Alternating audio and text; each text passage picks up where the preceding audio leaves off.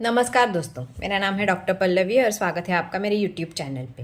दोस्तों, हमने पिछले वीडियो में देखा कि कैसे ये कचरे के ढेर, ये पहाड़ जो है हमारी हवा, पानी, मिट्टी सबको प्रदूषित कर रहे हैं। इसमें से निकलने वाले केमिकल्स और गैसेस हमारे शरीर के लिए कितने हानिकारक है, हमारे ऑर्गन्स पे कितना इफ़ेक्ट करते हैं, हमारी प्रतिकार शक्ति कम कर देते हैं और बहुत सारे कैंसर्स को बढ़ावा देते हैं। और हमारा छोटा सा स्टेप गीला और सूखा कचरा सेपरेट रखने का, और सूखे कचरे में भी जो चीज़ें रिसाइकल होती है वो अलग अलग से रिसाइकल होती है, उनको अलग रखने का और उनको रिसाइकलिंग के लिए देने का वो कितना फ़ायदेमंद है वो सब हमने देख लिया। पर दोस्तों, ये सब हो गया कि ये जो कचरे के ढेर है वो और बड़े ना हो जाए, इनके नए जगह पे नए पहाड़ ना बन जाए, इसके लिए हमको ये सब करना पड़ेगा। पर दोस्तों, जो ऑलरेडी कचरे के ढेर जमा हुए हैं उनको तो हम कुछ नहीं कर सकते। और वैसे देखने जाए तो भारत एक प्रगतिशील देश है। हमारे देश में अभी इतनी भी रिसाइकलिंग कंपनियां नहीं है या वेस्ट कलेक्ट करने वाले लोग नहीं है, जो जिनको इतने लोग नहीं है जो कचरा हमसे लेके उनको सेपरेट करके अलग अलग उनके रिसाइकलिंग के जगह पे भेज दे। वो उतना अभी तक हमारे देश में नहीं हुआ है। मैं मुंबई से 40 किलोमीटर दूर रहती हूँ, फिर भी मेरे नॉलेज में मेरे आजू बाजू में इतना easily available waste collection centres नहीं है और वेस्ट रिसाइकलिंग कंपनियाँ भी नहीं हैं। हाँ ठीक है, मानो हमने ये मान भी लिया कि भारत तरक्की कर रहा है, टेक्नोलॉजी बढ़ रही है, सब बढ़ रहे हैं, तो आगे चल के रिसाइकलिंग कंपनियां बढ़ेंगी, वेस्ट कलेक्शन सेंटर्स बढ़ेंगे, सब कुछ बढ़ेगा। ठीक है, मान लिया।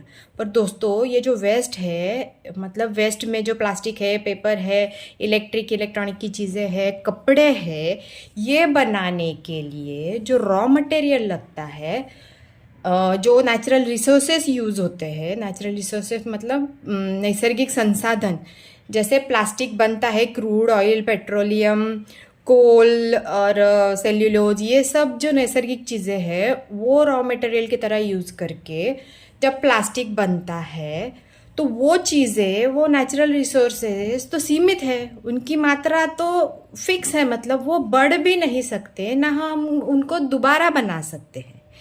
तो ये नेचुरल रिसोर्सेस में क्या क्या आता है? उसमें आता है कोयला, खदान से निकलने वाले मेटल, उसमें से निकलने वाले खनिज तेल, क्रूड ऑयल, पेट्रोलियम, और वैसे देखने जाओ तो हवा, पानी और मिट्टी, ये नेचुरल रिसोर्सेज भी है जो धीरे धीरे ख़त्म हो रहे हैं।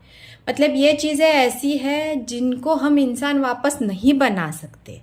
हम उनको जिस तरीके से यूज़ करे जा रहे हैं, इस्तेमाल करे जा रहे हैं, वो कुछ सालों के बाद वो सब ख़त्म हो जाएंगी। और ये अगर सब चीज़ें ख़त्म हो जाएगी तो मनुष्य का इस धरती पे जीवित रहना मुश्किल हो जाएगा। मिट्टी ख़त्म हो रही है, पानी की इतनी कमतरता, पानी का शॉर्टेज, पीने लायक पानी नहीं मिल रहा है, ज़मीन इतनी उपजाऊ नहीं रही, शुद्ध हवा मिलना मुश्किल हो रहा है, और ये बाकी के रिसोर्सेज भी ख़त्म हो जाएंगे तो धरती पे जीवित रहना मुश्किल है। तो अगर हम अपने बच्चों के लिए, अपने आने वाली पीढ़ी के लिए ये सब नेचुरल रिसोर्सेज बचा के रखना चाहते हैं, हमारे बच्चों का जीवन थोड़ा आसान हो जाए, आगे चल के उनके लिए ये सब चीज़ें बचा के रखना चाहते हैं, तो हमको सस्टेनेबल लाइफस्टाइल की मतलब जीवन शैली जो है उसके बारे में सोचना पड़ेगा, उसको अपनाना पड़ेगा। आजकल ये जो बहुत सारे सोशल मीडिया पे आपने देखा होगा, सस्टेनेबिलिटी, सस्टेनेबल लाइफस्टाइल, इसके बारे में जो बहुत सारे लोग बात कर रहे हैं, उसके बारे में आज मैं थोड़ा सा बोलूँगी। तो सादे सरल शब्दों में बताने जाए तो सस्टेनेबिलिटी में सस्टेन मतलब लंबे तक चलना।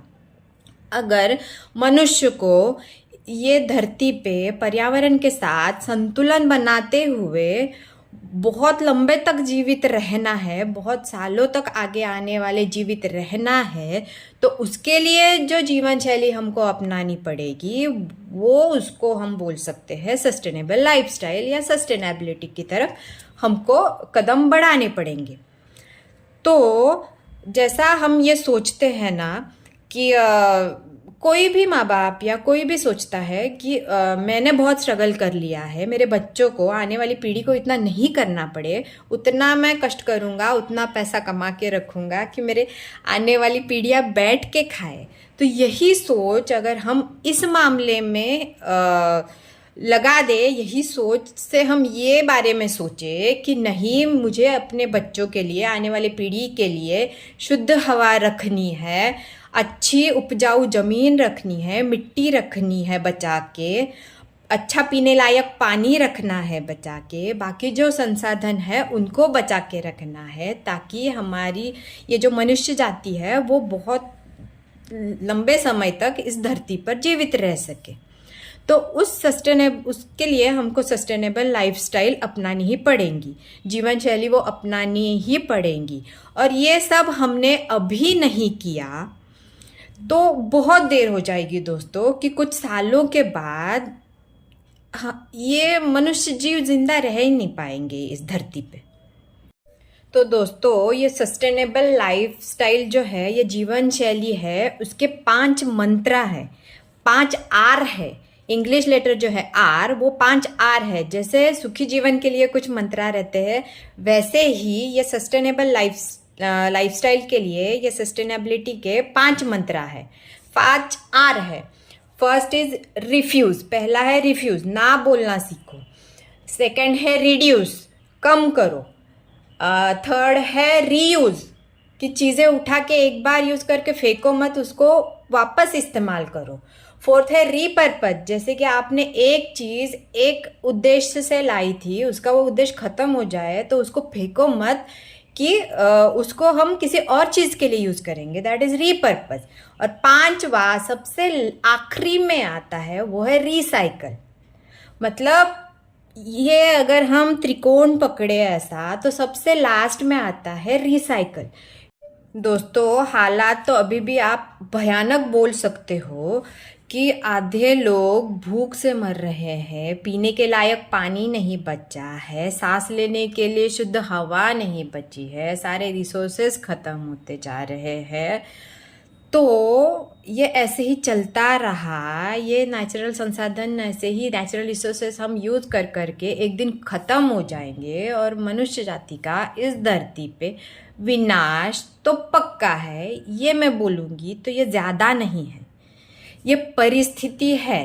अगर हमने अभी इस समय धरती के बारे में, ये सब समस्याओं के बारे में, अपना पृथ्वी जो ग्रह है इतना हरा नीला, उसके बारे में नहीं सोचा, तो सोचने के लिए, ये सब करने के लिए इंसान बचेंगे ही नहीं धरती पे। इतना मुश्किल हो जाएगा उनके लिए। अगर आप आने वाले पीढ़ी को थोड़ा सा सुखी देखना चाहते हो, उनका जीवन थोड़ा आसान करना चाहते हो, तो हमको ये सस्टेनेबल लाइफस्टाइल अपनानी पड़ेगी। जो मैंने 5 आर बोले हैं, 5 मंत्रा जो बोले हैं सस्टेनेबल लाइफस्टाइल के, मतलब इंसान को ज़्यादा समय के लिए धरती पे ज़िंदा रहना है, उसके लिए जो बोला है, उस एक आर के बारे में अगले आने वाले बहुत सारे वीडियोज़ में मैं आपको डिटेल में बताऊँगी। बट फिलहाल तो हम सोचे कि अगर अपने बच्चों के लिए, आने वाली पीढ़ी के लिए ये सब खुला आसमान आपको बचा के रखना है, जिसमें से चांद तारे दिखे, वो नदी, वो समंदर किनारे जो पोल्यूशन फ्री हो, या फिर जो खाना जिसमें केमिकल ना हो, जो शरीर को फ़ायदा पहुंचाए, ना कि वो उसमें से हेवी केमिकल की वजह से अपने शरीर को नुकसान पहुंचाए। ये सब आप अपने बच्चों के लिए चाहते हो तो हमको वो सस्टेनेबिलिटी की तरफ ठोस कदम बढ़ाना पड़ेगा। ये पीक टाइम है, ये अलार्म है, वार्निंग अलार्म है, और हमको कदम बढ़ाने ही पड़ेंगे। तो ये सब कुछ जो मैंने बोला, इसके नंबर्स लोग मुझे पूछते हैं कि इसका क्या है, आप ये कहाँ से बताते हो सब। तो मैंने अपने डिस्क्रिप्शन बॉक्स में इस सब की आंकड़ेवारी जो होती है, स्टैटिस्टिक्स जो होते हैं, जो रेफरेंसेस होते हैं, वो जो नंबर है इतना परसेंट, इतना ये वो सब मैं अभी बताने जाऊंगी तो उसमें बहुत टाइम चलेगा। वो सब मैंने रेफरेंसेस अपने डिस्क्रिप्शन बॉक्स में दिए हुए हैं, आप उनको जाके देख सकते हो। इंटरनेट पे सब इंफॉर्मेशन अवेलेबल है, आप जाओ वो पढ़ो, तब आपको समझ में आएगा। ये समस्या दिखती उतनी छोटी नहीं है, ये एक खतरे की घंटी है। तो तब तक के लिए दोस्तों आप अपना ख्याल रखें, ये धरती माता का ख्याल रखते हुए अपना बर्ताव रखें। ये समस्या के बारे में ज़्यादा से ज़्यादा लोगों तक पहुंचने का प्रयास करें, उनको बताएं कि ये गंभीर समस्या है, और हम सब मिलके तभी इस धरती को इंसान के रहने लायक बना सकते हैं। तो अच्छा लगे ये वीडियो तो सबके साथ ज़रूर शेयर करिएगा। ये धरती बचाने के लिए, इंसान को बचाने के लिए, ये इंसान, सिर्फ इंसान ही नहीं पर इस धरती पे जो कोई भी जीवित प्राणी है, जीव है, उनको बचाने के लिए हम सब मिलके प्रयास करेंगे। तब तक के लिए धन्यवाद। Thank you.